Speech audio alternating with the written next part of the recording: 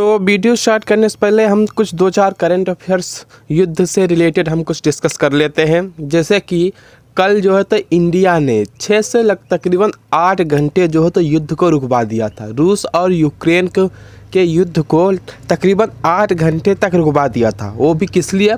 सिर्फ भारतीयों को उस स्थान से बाहर निकालने के लिए कि रुकिए रूस भाई साहब, अभी हम कुछ अपने इंडियंस को बाहर निकाल लें, उसके बाद आप बमबारी करना।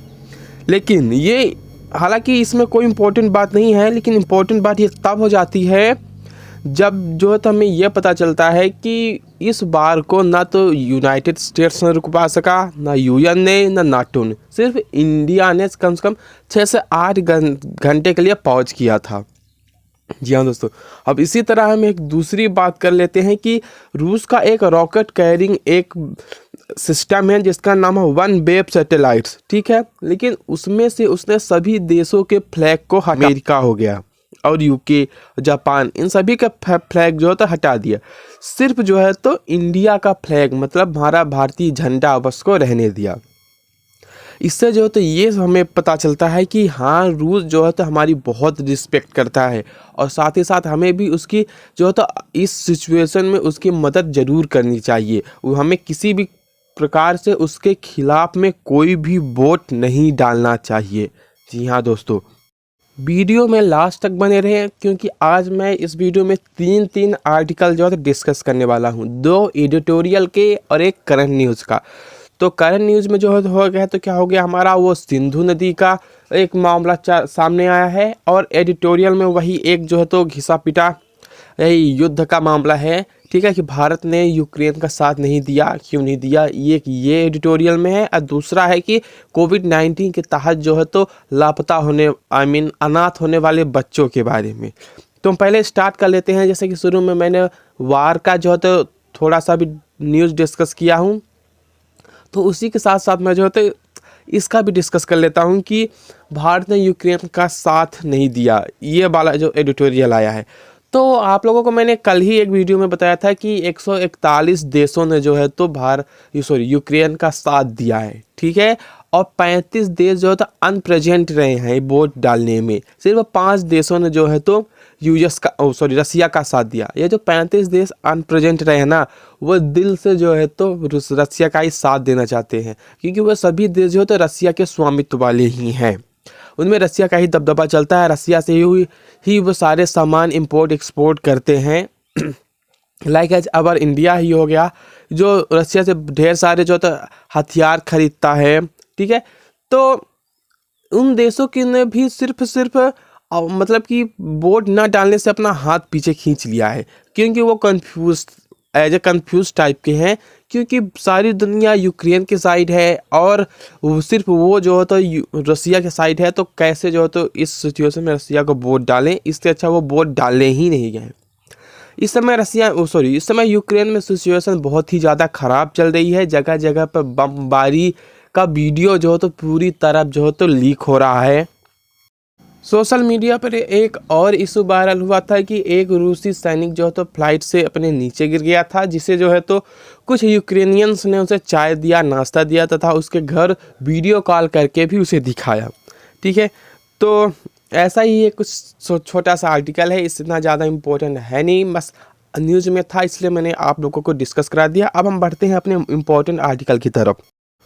तो ये आर्टिकल रिलेटेड टू चिल्ड्रन, एक हमारी यूपीएससी में टॉपिक है ना, सिलेबस है ना, इसी रिलेटेड टू चिल्ड्रन हो गया, इसी रिलेटेड टू वुमेन हो गया, इसी रिलेटेड टू SC/ST हो गया, ठीक है। तो इसे हम जो तो इसी रिलेटेड टू चिल्ड्रंस जो के तहत हम इसे हम नोट डाउन कर सकते हैं। तो इसमें लेखक ने बताया है कि जो पैंडेमिक के जरिए जो इतने सारे बच्चे जो है तो अनाथ हुए हैं, ठीक है, वो जो है तो इस टाइम पे उनकी संख्या बहुत ज़्यादा बढ़ गई है।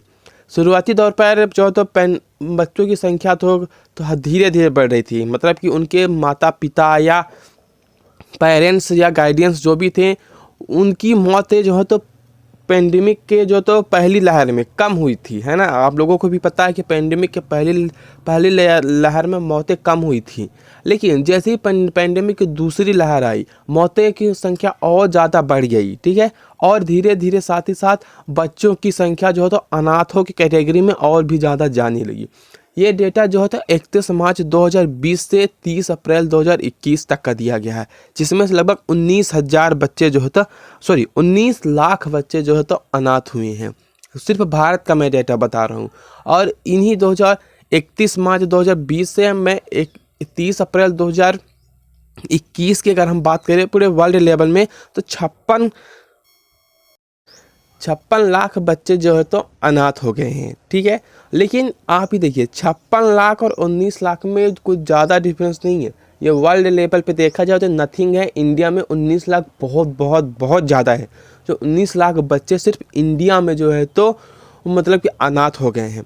अभी अनाथ बच्चे जाएंगे कहाँ? ये अनाथ बच्चे जो है तो सड़कों पे भीख मांगेंगे, या फिर नहीं तो चोरी चिहारी करेंगे, इधर उधर भागेंगे। ये ज़्यादातर नंबर 2 के धंधों में ये जो है तो संलग्न हो जाएंगे, जुट जाएंगे। और साथ ही साथ या फिर ऐसे हमारे देश में बहुत सी गिरोह घूमते रहते हैं जो दंगे उठवाने में बहुत ज़्यादा माहिर होते हैं। छोटी सी बात में उनको दंगे चाहिए, और दंगे के लिए उन्हें थोड़ा भीड़ इकट्ठी चाहिए, तो इन बच्चों को जो है तो समेट लेंगे, उन दंगों में इनको आगे करेंगे, जिससे क्या होगा, ये बच्चे जो है तो मार खाएंगे, और इनकी जो तो मनोबल जो है तो और भी ज़्यादा टूटता जाएगा, और ये जो तो और भी ज़्यादा क्राइम के लेवल में इनका ध्यान बढ़ता जाएगा, और ये क्राइम के लेवल में और भी ज़्यादा अंदर घुसते चले जाएंगे। ये जो अब अनाथ बच्चों को संभालने का जो अनाथालय खुला रहता है, उसका जो है तो ये कहना है कि जो उनके तक जो है तो फंड सही से नहीं पहुंच पा रहा है, तो वे इन बच्चों का ख्याल कैसे रख सके। जी हाँ दोस्तों, एडिटोरियल में यह भी मेंशन है कि जो अनाथालय के जो मेन सचिव होते हैं, उन्होंने ये खुलकर आगे आकर बात कही कि उन तक जो है तो अच्छे से फंड नहीं पहुंच पा रहा है, जिससे वे बच्चों का ख्याल रखने में असमर्थ हैं। जी हाँ दोस्तों, अगर यही हाल रहा तो आखिर आगे काम कैसे चलेगा? क्या अनाथ बच्चों की कोई ज़िंदगी नहीं होती है? अनाथ हो गया तो उनमें उनका कोई दोष नहीं है। बस अब सरकार से और यही उम्मीद है कि इनके लिए कोई ना कोई जो तो अच्छी जुगाड़ की जाए, इनके शिक्षा, स्वास्थ्य, खान पान और पोषण से भरपूर खाना जो तो इनको प्रोवाइड किया जाए, ताकि इनका जो तो शारीरिक एवं मानसिक डेवलप हो सके। जी हाँ दोस्तों, ये रहा एक छोटा सा दूसरा भी आर्टिकल। तो आप बढ़ते हैं अपने तीसरे आर्टिकल की तरफ। आर्टिकल में बढ़ने से पहले एक छोटी सी रिक्वेस्ट, वीडियो को लाइक एंड सब्सक्राइब करने की। तो ये जो तीसरा आर्टिकल है, ये है परमानेंट इंडेक्स कमीशन। जी हाँ दोस्तों, इसके बारे में आप लोग जानते ही होंगे, क्योंकि यह एक ऐसी समिति है जिसे जो तो पाकिस्तान में जो तो मतलब कि इस बार जो तो पाकिस्तान जाएंगे हमारे 10 भारतीय, ठीक है। 10 भारतीय जाएंगे पाकिस्तान इस समिति की जांच के लिए। और किस लिए जाएंगे? इंडस वाटर ट्रीटी, ठीक है ना, सिंधु नदी जल संधि के बारे में जाएंगे, ठीक है। इस बात को मतलब डिस्कस करने के लिए जो तो पाकिस्तान जाएंगे। अगली इसकी पिछली वाली मीटिंग जी जो है तो दिल्ली में हुई थी, और ये एक ऐसी मीटिंग है जिसे साल के लास्ट तक, मतलब कि एक वित्त वर्ष के लास्ट तक जो है तो मतलब कि इसे जो है तो एक साल में बैठना ही बैठना है इस मीटिंग को, ठीक है। ये इसलिए हमारे लिए इम्पोर्टेंट हो जाती है क्योंकि इसको जो तो एक साल में एक बार से हेल्ड होना ही होना रहता है। तो आइए हम देख लेते हैं इस मीटिंग के बारे में कि आखिर ये मीटिंग क्या है। तो इसे जो है तो 1960 में बनाया गया था। सिंधु जल संधि जो है तो 1960 में भारत और पाकिस्तान के बीच में हुई थी, और जो तो तभी से ये जो है तो हर साल कहीं कभी किस वर्ष भारत में तो किस वर्ष पाकिस्तान में, ये दोनों देशों को मध्य चलता रहता है। और ये एक द्विपक्षीय है। द्विपक्षीय का मतलब सिर्फ दो पक्ष, जैसे कि भारत और पाकिस्तान। त्रिपक्षीय का मतलब भारत पाकिस्तान अरे कोई और अन्य देश। और बहुपक्षीय का मतलब उसमें बहुत सारे देश सम्मिलित होंगे बहुपक्ष में। तो इस जल में मतलब इस मीटिंग में जो है तो यही सब बातें होंगी कि मतलब कि ये जल बंटवारे को लेकर इनमें जो है तो जो विवाद उत्पन्न हो रहा है उसके समाधान के लिए इसमें कुछ बातें होंगी, ठीक है। और संधि के प्रावधानों के कार्यान्वयन हेतु तो कुछ कदम उठाए जाएंगे कि अगर ये संधि में जो कि ये मेंशन है कि ये भारत मतलब कि पाकिस्तान अपने साइड के जल को साफ नहीं कर रहा है, मतलब कि पानी को फ्रेश नहीं कर रहा है, तो वो क्यों नहीं कर रहा है, तो उस पर बातचीत की जाएगी कि आप ऐसा कीजिए, ठीक है।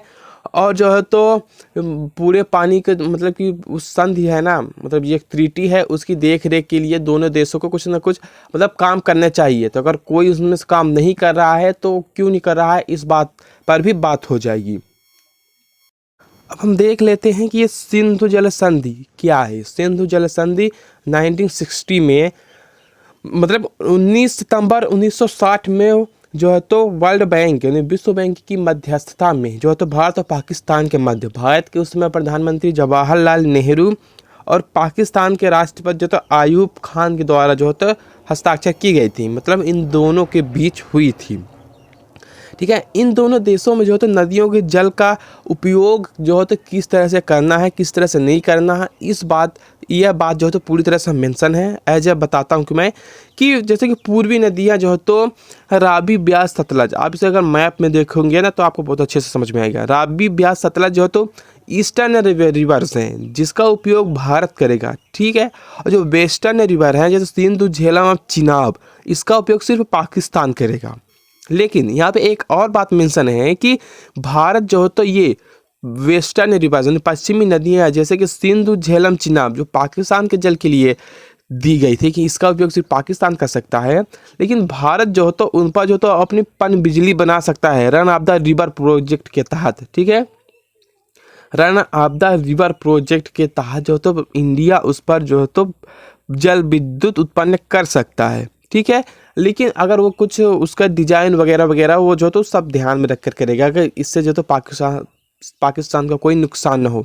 ठीक है, ये जो तो आपको ध्यान रखने की बात है कि अगर पूछ दिया जाएगा कि रन ऑफ द रिवर किस प्रोजेक्ट में है, तो आप लोग अगर ये ध्यान में रखेंगे कि पूर्वी नदियाँ जो तो ये रावी, ब्यास, सतलज जो तो सिर्फ भारत के उपयोग के लिए है तो ये इसमें बनाएगा नहीं। वो जो तो पश्चिमी नदियों पर जैसे कि सिंधु, झेलम, चिनाब, इन नदियों पर जो है run of the river project के तहत भारत जो है तो अपनी जल विद्युत बना रहा है।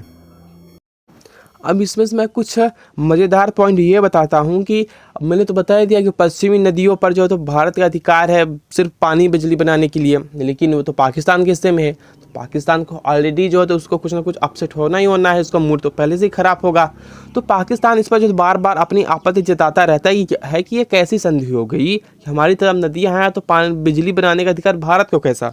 ठीक है, तो इस पर जो है तो 2010 में जो सिंधु नदी की एक सहायक नदी है किशन गंगा जो है ना, और उस पर जो है तो भारत की 330 मेगावाट का जो है तो परियोजना है, जल विद्युत परियोजना है किशन गंगा नदी पर। इस मैटर को लेकर जो है तो ये जो तो अंतर्राष्ट्रीय वहाँ चला गया था ये। ठीक है, यूएन चला गया था इस परियोजना को विवाद को लेकर, इंटरनेशनल कोर्ट में चला गया था ये। ठीक है, अब एक और मज़ेदार की बात ये बता देता हूँ कि ये जो सिंधु नदी है ये तिब्बत से निकलती है। ओके, लेकिन तिब्बत तो अब चीन के पास है, लेकिन इसमें जो है चीन को इस संधि में शामिल नहीं किया गया है। अगर चीन चाहे तो मतलब इस नदी को बंद भी कर सकता है, इसके पानी को रोक भी सकता है। ठीक है, इससे क्या होगा, इससे दोनों देशों को प्रभावित होगा। तो इस जो है ट्रीटी में कम से कम चीन को भी ऑलरेडी शामिल करना चाहिए था, क्योंकि निकलती तो उसी के यहाँ से है ना। अगर वो चाहे तो इधर उधर उसके जल को मोड़ सकता है। ठीक है, तो यह रहा एक छोटा सा वीडियो। तो मिलते हैं आप सभी से अगली वीडियो में, तब तक के लिए बाय। जय हिंद, जय भारत।